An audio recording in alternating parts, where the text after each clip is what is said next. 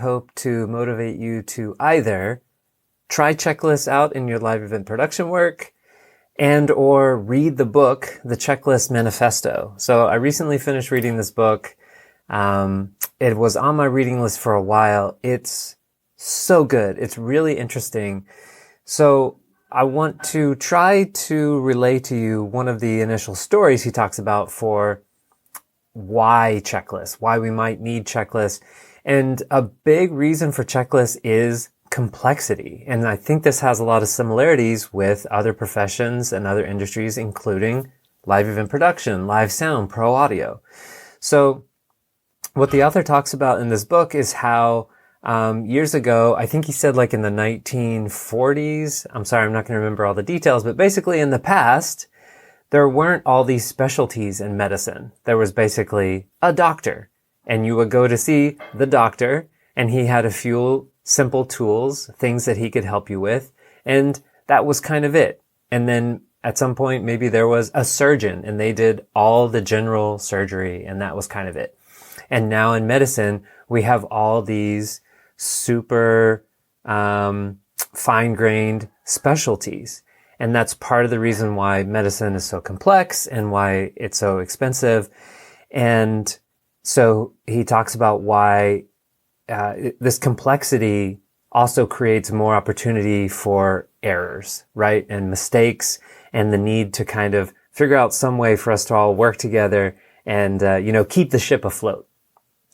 And I think shows are the same.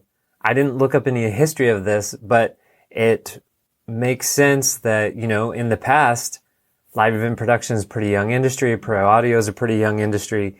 But in the past, I'm sure we just had AV technicians or whatever they were called, right? And it was the person who could put up the sound system and the lighting and the video and build the stage and everything. And it was probably just one person or a group of people, and they just knew how to do everything. Fast forward to now where we have specialties for a lot of different things. So yes, now we have these different departments: audio, lighting, video, staging, pyro, etc. But then even within those, now we have specialties. So in audio, for example, you have the system technician, you have A1, 2, 3, 4, maybe front of house mixer. What are some other specialties? I don't know, but there are probably people now who just focus on certain verticals or just focus on house of worship. There are probably people who just do networking and IT for systems. I know there are people at AV integrators who just do programming for those kinds of DSPs and the touch panels and stuff, for example. So there are all these specialties. More complexity, more opportunity for mistakes, the more need to have something like an operations manager, project management software, something to keep us all together. So I think it's due to this growing complexity that also makes it easier for things to go wrong, right? And for little things to fall through the cracks. So here's a story that you might be familiar with. You have an A1 audio engineer, and I think it's especially appropriate if that audio engineer is maybe he's the only person in the department. He's the only person on the show. It's a small or medium-sized show, and maybe it only requires one person, but that means there's also a lot going on with that person, right? So the project manager says, hey, please don't forget to set up a wired backup microphone, okay? Otherwise on the show, there's no wired microphones. It's just wireless. This is a corporate event. And this is the only guy in the department. And so he says, okay, yeah, no problem. But there's no assistant near him that he can say, hey, don't forget to do that, or hey, can you go do that now? So he's in the middle of something else. Maybe he's got 5 other things on the list that he needs to get done before that. And he forgets all about the wired backup mic. The project manager says to him, hey, did you get that backup mic? He's like, oh yeah, of course I need to get that. But of course he's urgently figuring out some other stuff, putting out some other fires. I don't know. And of course, you know what's going to happen. The show starts. There's going to be some mysterious interference with microphones, and then the project manager is going to say, grab the wired backup mic. There's no wired backup mic. Stress, right? We've probably all seen something similar to this. This is a story that I describe in this article in this section called The Day the Microphones Went Silent. So, I think what our industry typically does is says, oh, I don't like that sound engineer anymore. I'm not going to work with him anymore because he didn't do what I said. He didn't set up the wired backup microphone. Was it his fault? Yeah, maybe. I mean, maybe he should have done that immediately. Maybe he should have had a system. Maybe he should have written it down. I don't know. But it just occurs to me that I think we rely so much on having experienced technicians and just thinking about kind of placing all the responsibility on that person. And so you might say, oh, I don't like that anymore. I want to get Nathan. He's the sound engineer that we need. He'll remember to set up the wired backup microphone. Maybe. I have a pretty bad memory. I might also forget. But because I'm so forgetful, I also have to force myself, and I've had to force myself to write things down for most of my life. So I think maybe there's a way that we can transfer a lot of this responsibility that we're just placing on single people and maybe move towards putting more of that responsibility onto systems and processes, and so how we do that, I don't know, but we might look at industries that have been around longer, like manufacturing, that have really figured a lot of this stuff out. So what he talks about in the book is he goes to look at other industries like construction. And that's where he sees a lot of checklists going on in construction. One interesting takeaway from me is that in construction, they not only have checklists for what they're doing that day, but who needs to talk to who. And so they sort of force cross-department communication with checklists as well. And then, of course, they start using, in the book, he talks about how they start using checklists in surgery. And the big question you want to ask yourself is, if you were the person going under the knife, would you want that surgeon to be using a checklist? Probably, right? So, if you were hiring an AV company to provide, systems for your event, do you want the AV company that is, relying on strong systems and processes, and maybe they have some really great checklists to make sure that things don't fall through the cracks? Yeah, you probably would, right? If you knew you had the option.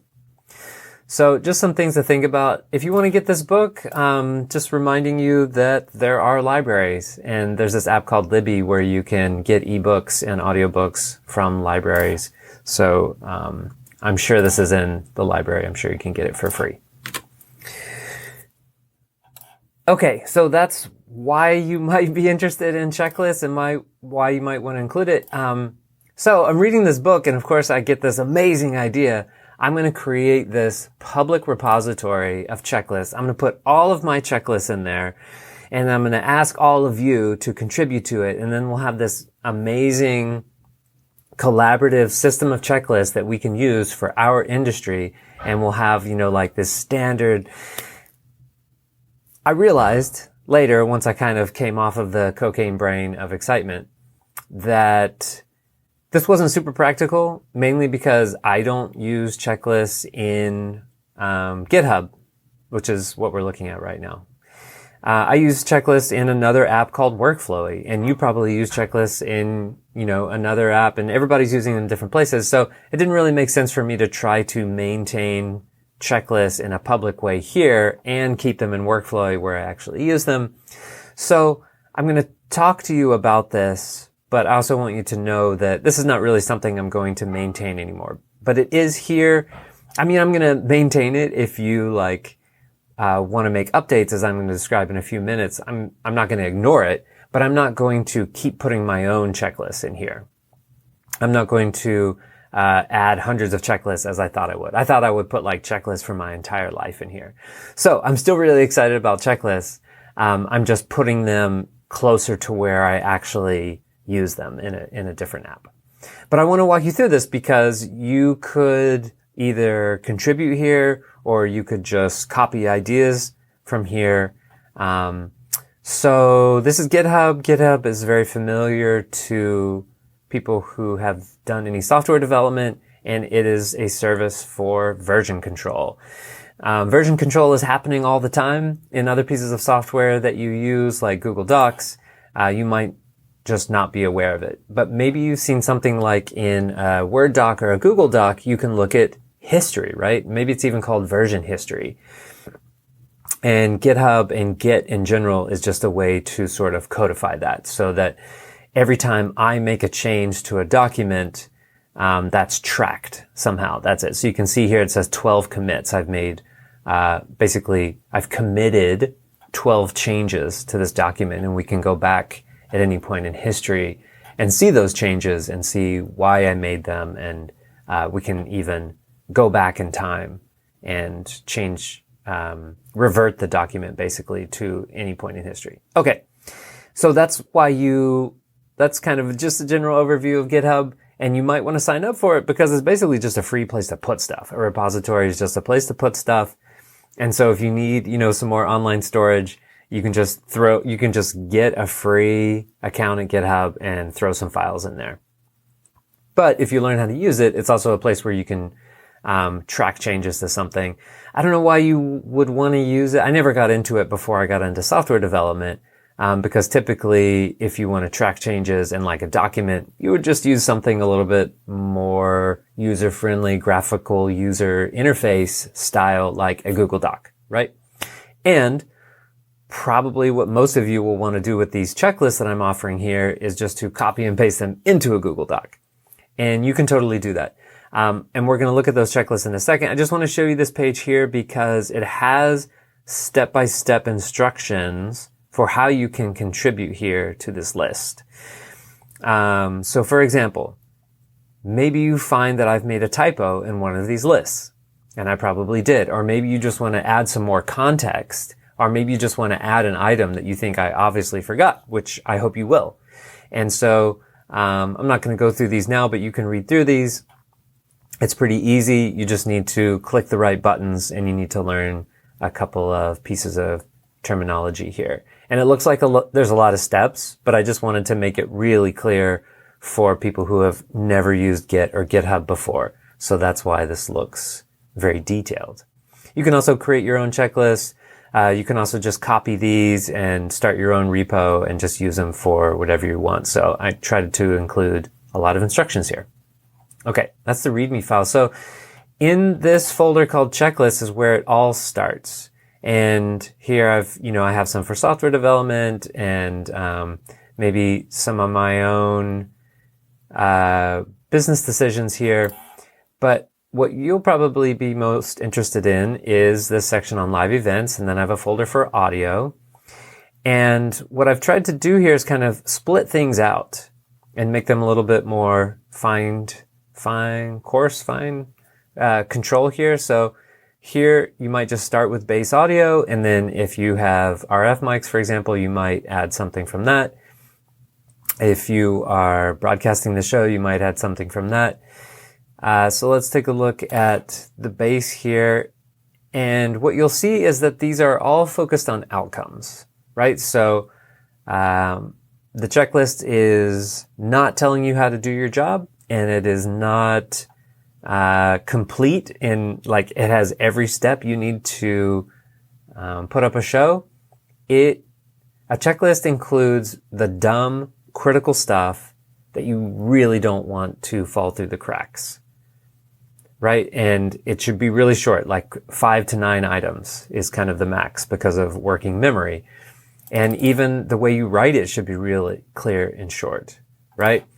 Think about like an airline pilot, and they have all these emergency checklists. And so in an emergency, they need to be able to read them really quickly. So thinking about that kind of style. So here we just focusing on the outcomes. Like, we want every input to show up in the console where we expect it to, and we want it to be free of noise and distortion.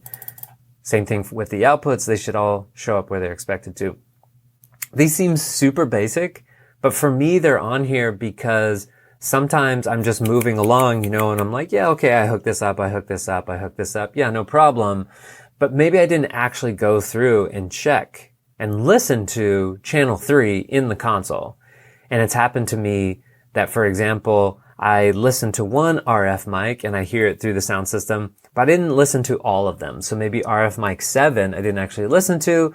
The routing is wrong in the console, and then we get into the show, and then all of a sudden a person goes up with microphone 7 and they can't be heard. Okay, so now I have a way here to force myself to remember, oh yeah, I need to hear basically every output, make sure it's going to the right place, and make sure that like every one of those inputs actually goes through the entire system and comes out where it's supposed to. So you could just copy and paste this into a Google Doc and then, create your own checklist. But you could also fork it and then modify it and then do a pull request and push it back here and update this one. And that would be cool. Then I would get to look at it, and we could sort of collaborate that way. So take a look at these, see if you think they're helpful for you. But maybe the best thing here is that this is just some ideas for you about getting started with checklists. I also thought about an app. How could we work together on checklists? So I made this little demo app and I put it online. And so imagine, let's say that we're going to do something together. What can we do together? Let's build a sound system together. And what are some of the first things we need to do? Well, some kind of like needs assessment, right? So we need the, size and location of some specific things. So let's put in like size and location of stage. And for now, I won't put a description or anything else. I'll just put size and location of stage, size and location of audience, and size and location of... I was going to put the sound system. What's something else we might need? Let's say scoreboard, because we're in an arena or something. Okay. So we've started creating a checklist here together, and now we can actually work on this together. So if I move this over here, and I put I need this to be incognito. And I think I have another username. I think it's Nathan2. Oh, I don't. Okay, I need to create one.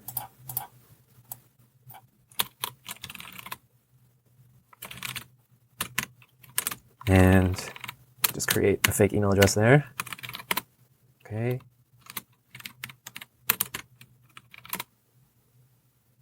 Here we go. Okay, so now imagine we have this task list here, this checklist that we can collaborate on together.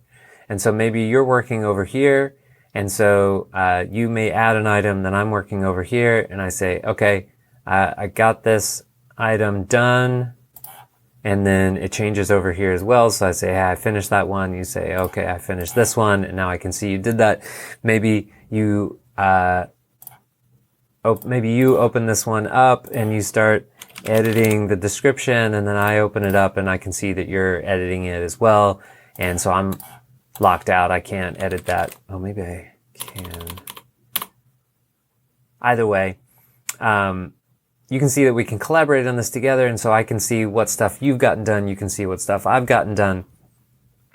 This is nothing novel, right? Like I'm sure there are plenty of task managers out there and checklist kind of apps that you can use.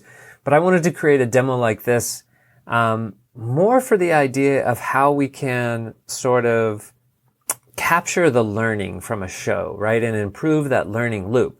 Because every time we work on a show, we learn something new. But then how often, I don't know about you guys, but to me, a lot of that stuff gets lost. So I'll notice that then a couple of years later, I'll come back to the same venue or come back to the same show, and I'm like, what went wrong on that last show? I can't remember. And then the same thing happens again, and I'm like, oh, I wish I could remember that. I wish I had remembered that thing from last time. So this is a way to do that, because as we're adding things here, and then we're actually working on them during the show, then you can edit it and you can say, oh, you know what? We don't actually need the audience, size and location of the audience. That was a mistake. We need the size and location of the, front of house riser. I don't know, something like that. And so then we can save that edit, and then we can, we started with maybe a template here, but now we can update it. And so now we can call this the, updated, sound system builder, something like that. And then when we go back to home here, so we have this menu over here. When we go back home here, we've got a list that we can start with. And so then the next time, maybe we clear this out. The next time we start with the updated sound system builder. Now it kind of has some of that learning built in, right? We've edited it. Now we're starting over again. And so you can see here I've built in the pre-show bass audio. You saw we were looking at that here, pre-show bass audio. So I added those things here. And so we could start with those things and maybe edit them as we go along. And then maybe we save it and overwrite it, or we update it. Basically the same thing you could do in a Google Doc if you're just editing it as you go along. I was just trying to figure out a fun demo here for a checklist where you could create a checklist, you could work on it with somebody else, see what they're doing. So imagine another use case here is that you're the manager and you want to see, did Nathan do all of these things? And so you go over to the list and you say, where is he at with those things? Oh, he hasn't even started any of these things. Okay, great. And so then maybe on here is, let's see, what else do we have here? Record. Maybe on here is, set up the wired backup microphone. And then you can see before the show starts, maybe 10 minutes before the show starts, you see, oh, Nathan still hasn't set up that wired backup microphone. I'm going to go talk to him about it, or I'm going to tell somebody else to do it, or I'm going to do it now. Either way, with a sort of like collaborative checklist, you can see that it was done. Of course, you could just do this with a piece of paper and you could write it down, and then you go up to that person and you look at the piece of paper. And, I think on construction sites, a lot of times they'll just have like a big whiteboard with sticky notes or with handwriting or something, so they can kind of see where everybody's at on the project. And so I was looking for sort of a software way to do that. Okay, so that's the software demo. This is my thinking about checklists. I don't think this will turn into an actual project, an actual product, that is. Number one, because I don't think a lot of sound engineers or AV companies are super interested in checklists, but also checklists are free, right? Like you could just as easily make one on a piece of paper and hand that around or put it on a whiteboard. But I do want to try to build in some of this learning to other products that I make. So if I make like a task manager or like employee scheduling software or something, I want to have, collaborative ways to work on this stuff to improve like project visibility. And I want to figure out how to help people put the learning from each show back into future shows, to kind of shift the focus from, sort of individual contributors that we all are, of sound engineers and video techs and stuff, more over to processes and structure, so that we can try to figure out how to create an environment not where all these heroes are necessary to make the show happen, but create an environment where good shows, quality productions are just inevitable because of these sort of structure we've set up, this environment we've created around it. I don't know exactly how to do that, but reading this book got me really interested in it. So I hope you'll check out the book, try out a checklist, and let me know what you think.